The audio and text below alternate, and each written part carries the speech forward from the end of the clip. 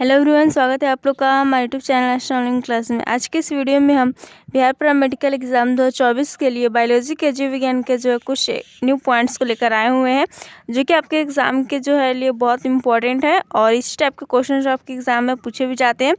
तो स्टार्ट करते हैं हम लोग अपना आज का वीडियो। अगर चैनल पर नए तो चैनल को जरूर सब्सक्राइब कर लें। तो यहाँ पर पहला क्वेश्चन पूछा जा रहा है, दमा यानी कि अस्थमा से शरीर का कौन सा अंग जो प्रभावित होता है। तो दमा यानी कि अस्थमा से शरीर का जो कौन सा अंग प्रभावित होता है, तो वो फेफड़ा यानी कि लंग्स जो प्रभावित होता है। नेक्स्ट हमारे बताया जा रहा है कि दमा जो एस्परजिलस फ्यूमिगेटम नामक कवक यानी कि फंजाई के कारण होता है। नेक्स्ट हमारे किस रोग का सर्वोत्तम उपचार जो है साबिन वैक्सीन है। तो पोलियो जो रोग होता है इसका सर्वोत्तम उपचार है साबिन वैक्सीन। नेक्स्ट क्वेश्चन यहाँ पर पोलियो का मुख्य टीका का आविष्कार जो है किसने किया था। तो पोलियो का मुख्य टीका का आविष्कार जॉन साल्क ने किया था। नेक्स्ट क्वेश्चन हमारा गंजापन किस कवक के कारण होता है। तो गंजापन जो है वो टीनिया कैपिटिस के कारण होता है। किसके कारण होता है? टीनिया जो है कैपिटिस के कारण होता है। ये जो है फंजाई से होने वाला रोग है गंजापन। और दमा भी जो होता है वो क्या होता है? फंजाई से होता है। और इसके जो कवक से होने वाला रोग है इसके लिए ट्रिक का वीडियो हमारे चैनल पर ऑलरेडी डाला हुआ है, तो इसे आप जाकर देख सकते हैं। नेक्स्ट हमारा पार्किंस नामक जो रोग है इसका पता किसने लगाया था। तो पार्किंसन जो रोग है इसका पता लगाया था डॉक्टर जेम्स पार्किंसन ने। यह क्या होता है? इस रोग में शरीर और चेहरे में कड़ापन, मांसपेशियों में कंपाहट और आवाज़ में लड़खड़ाहट होती है ये पार्किंसन नामक रोग में। ओके, नेक्स्ट क्वेश्चन यहाँ पर हमारा जो पार्किंसन रोग का प्रथम मरीज कौन है, यानी कि इस रोग का जो प्रथम मरीज कौन था, तो वो था पॉप जॉन पाल द्वितीय। नेक्स्ट क्वेश्चन यहाँ पर घेंघा रोग यानी कि ग्वाइटर जो है किसकी कमी से होता है। तो घेंघा रोग जो है ग्वाइटर या आयोडीन की कमी से हो जाता है। यहाँ पर बताया जा रहा है हमारे शरीर के अंदर जो थायराइड ग्रंथि के हार्मोन होता है, यह थायरोक्सिन कमी के कारण जो है गला सूज जाता है। इसके कारण भोजन में आयोडीन की कमी होती है, यानी कि भोजन में आयोडीन की कमी होने के कारण जो घेंघा रोग यानी कि ग्वाइटर रोग नामक रोग हो जाता है। नेक्स्ट क्वेश्चन यहाँ पर किस पदार्थ से युक्त नमक का प्रयोग करना चाहिए। तो हमें जो आयोडीन युक्त नमक का जो है सेवन करना चाहिए। ओके, ऐसा नमक जिसमें आयोडीन हो, इससे हमें जो आयोडीन मिल जाती है। नेक्स्ट यहाँ पर है नवीनतम शोध के अलावा गंजेपन की समस्या तब पैदा होती है जब बालों की जड़ों में ऑक्सीजन की कमी हो जाती है। इस स्थिति को क्या कहते हैं। तो इस स्थिति को हम लोग कहते हैं हाइपोक्सिया, जिसमें जो क्या होती है गंजेपन की जो समस्या हो जाती है जब बाल की जड़ में ऑक्सीजन की कमी हो जाती है। नेक्स्ट क्वेश्चन हमारा किस रोग के रोकथाम हेतु रोगी को इंसुलिन की नियमित सुई लेनी पड़ती है। तो मधुमेह रोग के जो रोगी होते हैं इनमें इंसुलिन की कमी हो जाती है, तो उनको जो इंसुलिन की नियमित सुई लेनी पड़ती है। इंसुलिन क्या करता है? शरीर में जो शर्करा आता है हमारा उसकी मात्रा को नियंत्रित करता है। ओके, नेक्स्ट क्वेश्चन यहाँ पर किस अंग की गड़बड़ी से मधुमेह की बीमारी होने की संभावना होती है।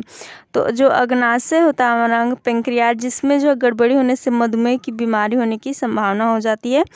नेक्स्ट है शरीर में यूरिक अम्ल के बढ़ने से कौन सा रोग हो जाता है। तो शरीर में यूरिक अम्ल के बढ़ने से जो गठिया रोग है वो हो जाता है।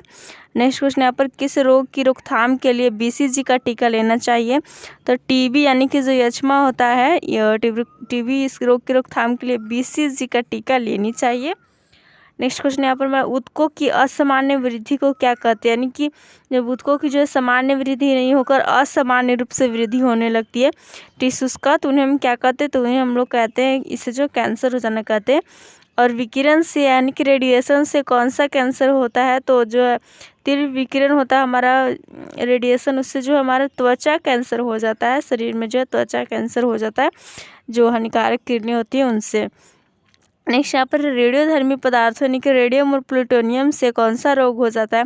तो रेडियोधर्मी पदार्थ जैसे कि रेडियम और प्लूटोनियम से जो हड्डी कैंसर रोग हो जाता है। नेक्स्ट क्वेश्चन यहाँ पर तंबाकू चबाने से कौन सा रोग होता है। तो विभिन्न प्रकार के जो तंबाकू गुटखे होते हैं इन सभी के चबाने से जो मुख का कैंसर हो जाता है, जैसे आप लोग देखेंगे उनके पैकेट पर भी ये लिखा रहता है। नेक्स्ट क्वेश्चन यहाँ पर किस रोग को ल्यूकेमिया भी कहा जाता है। तो रक्त कैंसर यानी ब्लड कैंसर रोग को जो ल्यूकेमिया कहा जाता है। नेक्स्ट क्वेश्चन यहाँ पर हमारा अधिक धूम्रपान करने से कौन सा रोग होता है। तो अधिक धूम्रपान यानी कि जो है सिगरेट ये सब पीने से फेफड़ा का कैंसर हो जाता है। फेफड़ा यानी कि लंग्स में जो कैंसर हो जाता है, फेफड़ा पूरा काला पड़ जाता है।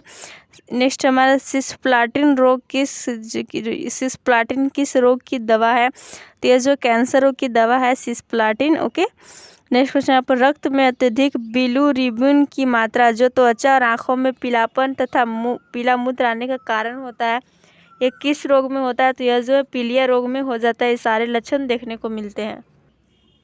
नेक्स्ट क्वेश्चन यहाँ पर मनुष्य में सभी कोशिकाओं यानी कि शुक्राणु और अंडाणु कोशिका को छोड़कर कितने गुणसूत्र होते हैं? तो मनुष्य में सभी कोशिका यानी कि शुक्राणु अंडाणु को छोड़कर के जो है 23 जोड़े गुणसूत्र होते हैं। ओके, मनुष्य के सभी कोशिकाओं में। नेक्स्ट क्वेश्चन हमारा डाउन सिंड्रोम एक आनुवंशिक विकार है, यह किस कारण से होता है? तो डाउन सिंड्रोम में क्या हो जाता है? गुणसूत्र की संख्या में परिवर्तन हो जाता है। इसमें जो है यहाँ पर बताया जा रहा है कि डाउन सिंड्रोम अर्धसूत्री विभाजन में जो है अनियमितता से होता है। उसमें क्या होता है कि 23वीं जोड़ी के गुणसूत्र में 2 के बजाय 3 हो जाते हैं, यानी कि गुणसूत्र समूह जो 2n+1 यानी कि 47 गुणसूत्र की संख्या हो जाती है, जो कि जो मनुष्य में कितना होता है 46 होता है, तो गुणसूत्र यहाँ पर बढ़ जाता है 47 हो जाता है। ओके, नेक्स्ट क्वेश्चन यहाँ पर मनुष्य के अतिरिक्त ऐसा कौन सा जानवर है जो अलग अलग रंगों को पहचान सकता है? तो वो कौन सा है? वो है हमारा मंकी। नेक्स्ट यहाँ पर स्त्रियों की तुलना में अधिक पुरुष जो वर्णांतता से पीड़ित हो सकते हैं, इसका क्या कारण है? क्योंकि यहाँ पर जो पुरुष में केवल एक ही जो एक्स क्रोमोसोम होता है, इसका कारण स्त्रियों की तुलना में जो पुरुष अधिक वर्णांतता से, यानी कि इसमें क्या होता है रोगी को लाल और हरा रंग जो वो नहीं दिखता है, वो जो पीड़ित हो जाते हैं। यहाँ पर देख सकते हैं बताया जा रहा है कि पुरुषों में जो एक्स गुणसूत्र केवल एक ही होता है, यानी कि पुरुषों में अगर गुणसूत्र की बात करें तो क्या होता है एक्स वाई होता है, तो इसमें एक्स एक ही ना हुआ, और स्त्रियों में जो एक्स होता है।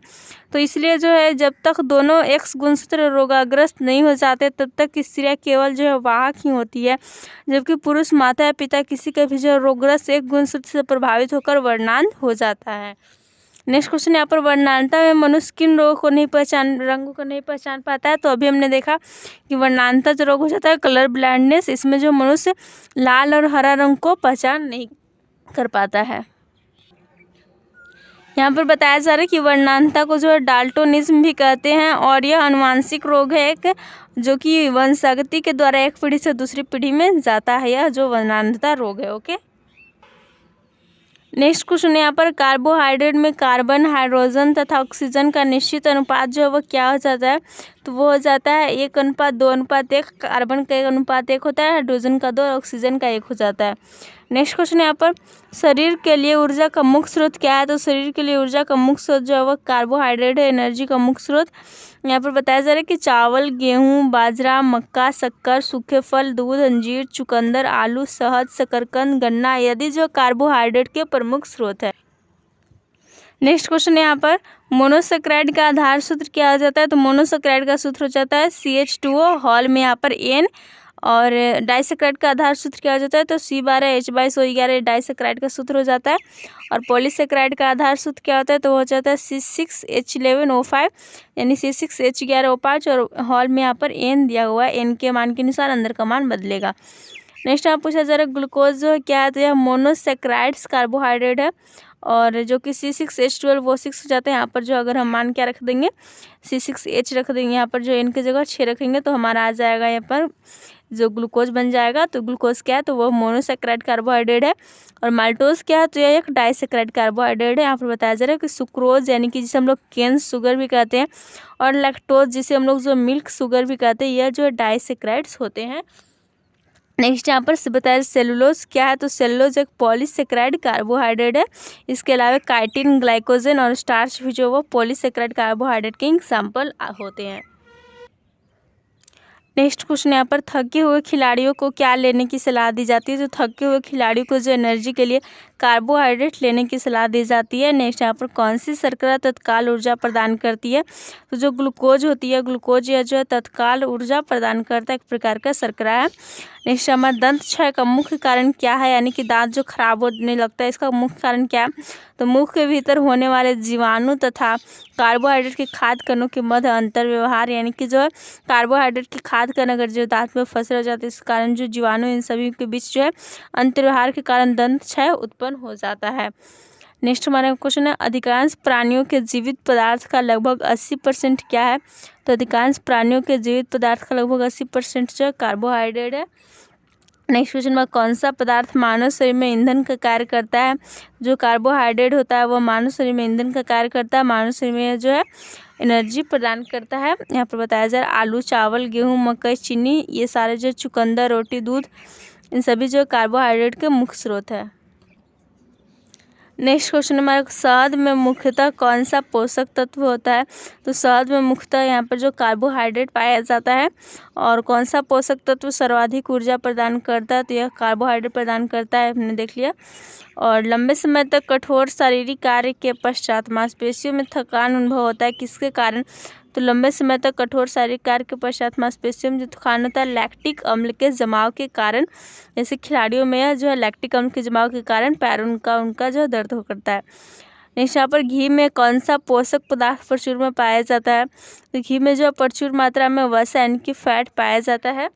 यहाँ पर इसके अलावा बताया जा रहा है दूध, मांस, मछली, मूंगफली, अन्य तेल आदि में प्रचुर मात्रा में वसा जो है पाया जाता है। तो हमारा आज का बायोलॉजी का जो वीडियो है यहीं पर समाप्त हो जाता है। आप लोग को वीडियो देखने के लिए धन्यवाद। वीडियो पसंद आए तो वीडियो को लाइक कर दोस्तों के साथ शेयर करें। Thanks for watching.